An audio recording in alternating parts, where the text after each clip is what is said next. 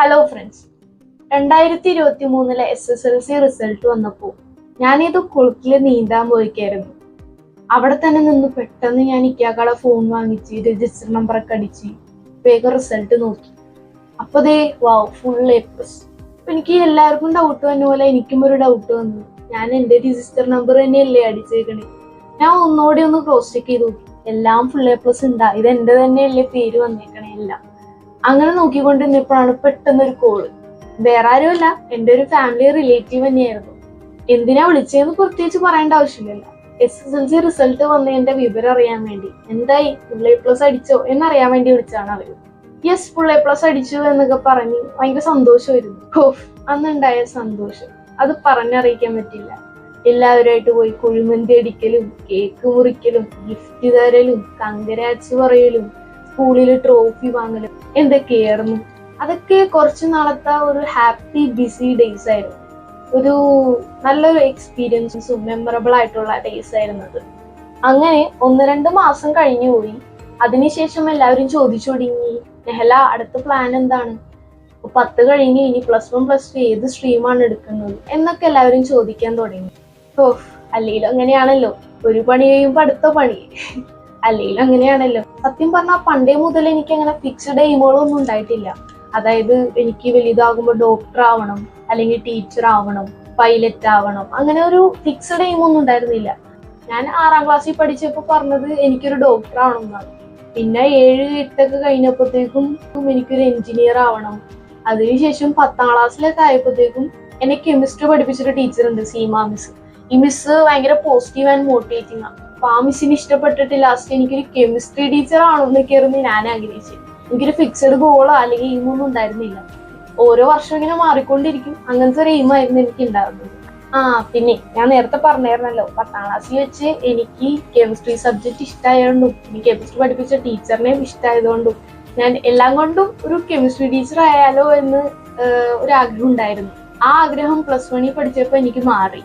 ഞാൻ മടുത്ത് കെമിസ്ട്രി. അപ്പൊ ഞാൻ പറഞ്ഞു വന്നത്, 10ാം ക്ലാസ്സിലെ കെമിസ്ട്രിയും ബയോളജിയും മാത്സ് ഒക്കെ ഭയങ്കര സിമ്പിൾ ആയിരുന്നു. സിമ്പിൾ ആൻഡ് ഹമ്പിൾ ആയതുകൊണ്ട് ഞാൻ വിചാരിച്ച് സയൻസ് ഒക്കെ എനിക്ക് സിമ്പിൾ ആയിട്ട് ഇനി +1 +2 പാസ്സാകാൻ പറ്റും, അല്ലെങ്കിൽ സയൻസ് സിമ്പിൾ ആയിട്ട് എനിക്ക് പഠിക്കാൻ പറ്റും. എനിക്ക് അതിലേക്കായിരുന്നു ഇൻട്രസ്റ്റ്. കൊമേഴ്സും ഹ്യൂമാനിറ്റീസും അധികം താല്പര്യം ഉണ്ടായിരുന്നില്ല. അതുകൊണ്ട് ഞാൻ സയൻസ് തന്നെ എടുത്തേ.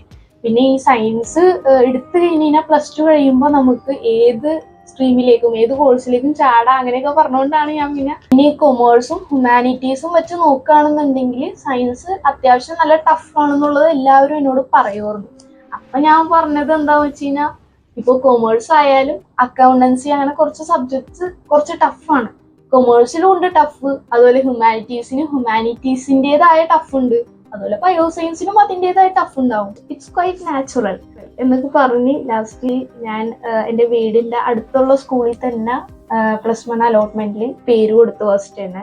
ഈ വീടിന്റെ അടുത്തുള്ള സ്കൂൾ തന്നെ +1 +2 ഞാൻ സെലക്ട് ചെയ്യാൻ കാരണം എന്താണെന്ന് വെച്ച് കഴിഞ്ഞാൽ, ഈസി ടു ട്രാവൽ. അത് തന്നെയാണ് ഫസ്റ്റത്തെ പോയിന്റ്. കാരണം നമ്മ എല്ലാ ദിവസവും പോകേണ്ടി വരും സ്കൂളിൽ. അത് കുറേ ദൂരത്തുള്ള സ്കൂളിലാണെന്നുണ്ടെങ്കിൽ ഭയങ്കര ടഫ് അല്ലേ. എനിക്കൊക്കെ ഇഷ്ടമല്ല അധികം ട്രാവൽ ചെയ്യുന്നത്, പ്രത്യേകിച്ച് ബസ്സിലൊക്കെ. എങ്ങാനും ബസ് കിട്ടിയില്ലെങ്കിൽ പിന്നെ അതിന്റെ ടെൻഷൻ ആവും. അതൊക്കെ കാരണം ഓർത്ത് ഞാൻ ലാസ്റ്റ് വീടിന്റെ അടുത്തുള്ള ഒരു സ്കൂള്, ഒരു അത്യാവശ്യം നല്ല സ്കൂളിൽ തന്നെയാണ് ഞാൻ അലോട്ട്മെന്റ് ഫസ്റ്റ് തന്നെ വെച്ചത്. അങ്ങനെ ഞാൻ ഉദ്ദേശിച്ച എന്റെ വീടിന്റെ അടുത്തുള്ള ഒരു സ്കൂൾ തന്നെ എനിക്ക് കിട്ടി ഫസ്റ്റ് അലോട്ട്മെന്റിൽ തന്നെ.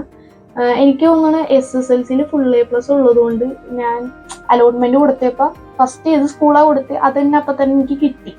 അങ്ങനെ +1 ക്ലാസ് തുടങ്ങി, ഞാൻ പഠിച്ചു തുടങ്ങി. അതുപോലെ കൂടെ NSS ഉണ്ടായിരുന്നു.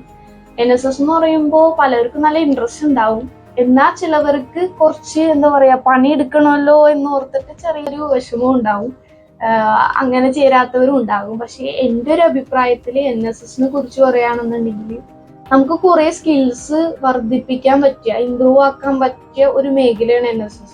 കുറച്ച് പണിയെടുത്താൽ എന്താ, നമുക്ക് ഇമോഷണലിയും മെന്റലിയും കുറച്ച് ആവാൻ സാധിക്കും അതിലൂടെ. അതുപോലെ തന്നെ മറ്റുള്ളവരോട് സംസാരിച്ചിട്ട് നമുക്ക് സോഷ്യൽ സ്കിൽസ്, സംസാരിക്കാനുള്ള സ്കിൽസും എല്ലാം ഇമ്പ്രൂവ് ആവും.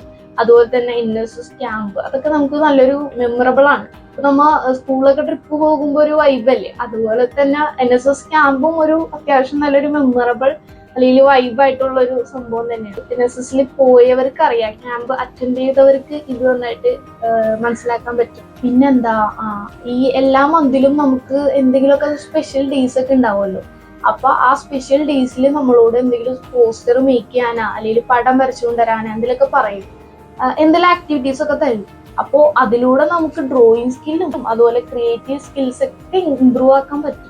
അതുപോലെ തന്നെ ഓരോ പ്രോഗ്രാംസ് ഒക്കെ നടത്തുമ്പോൾ നമ്മളോട് ആങ്കർ ചെയ്യാനാ അല്ലെങ്കിൽ ഫീഡ്ബാക്ക് ഒക്കെ പറയുമ്പോൾ നമ്മുടെ സ്റ്റേജ് ഫിയർ ഒക്കെ അവിടെ മാറുന്നുണ്ട്.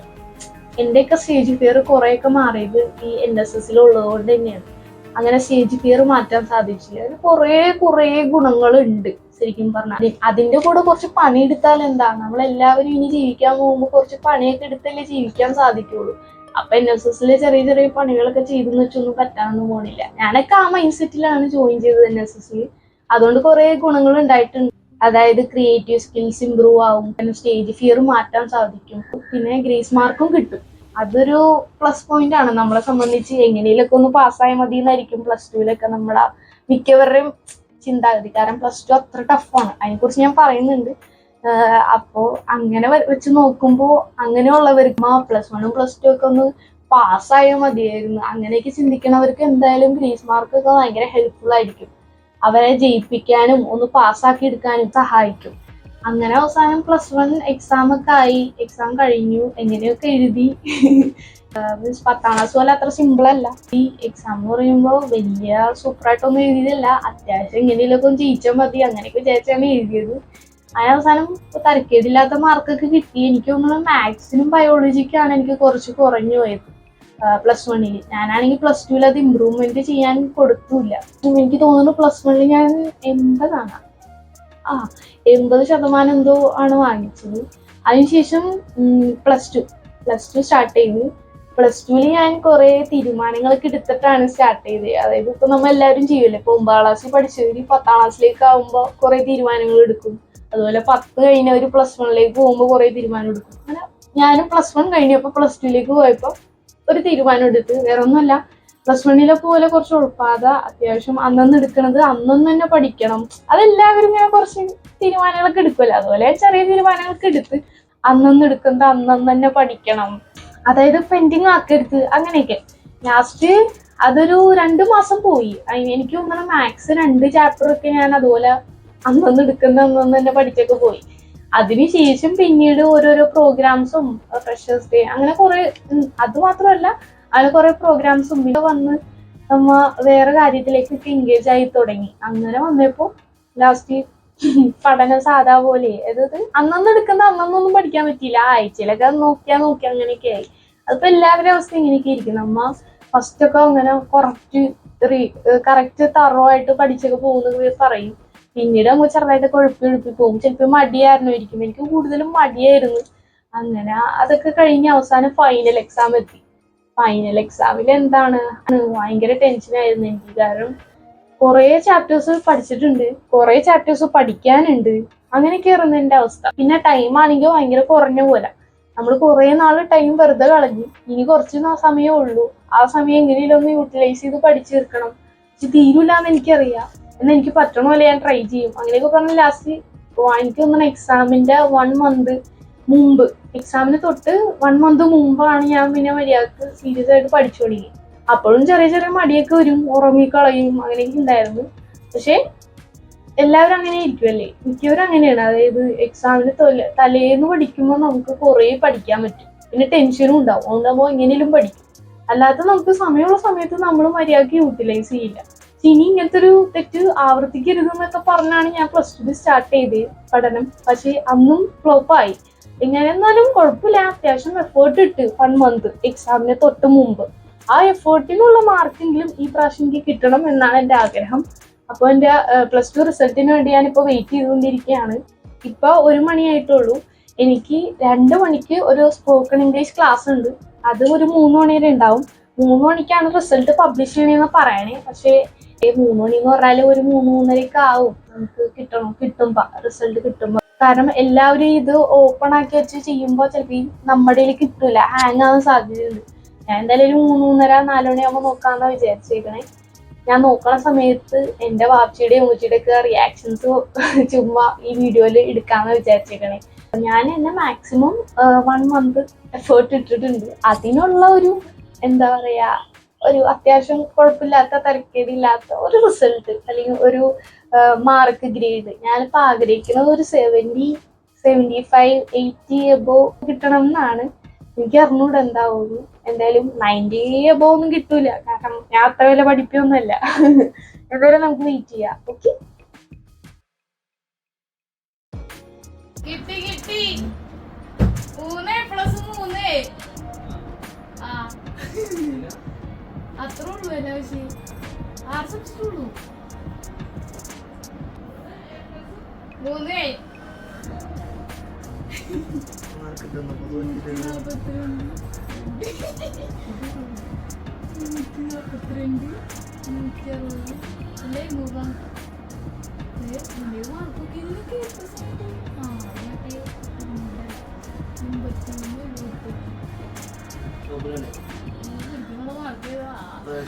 ഗ്രേസ് മാർക്ക് കയറി ഉണ്ടാവും. കൊണ്ടാണ് 5, 2 അങ്ങനെ ഗ്രേസ് മാർക്ക്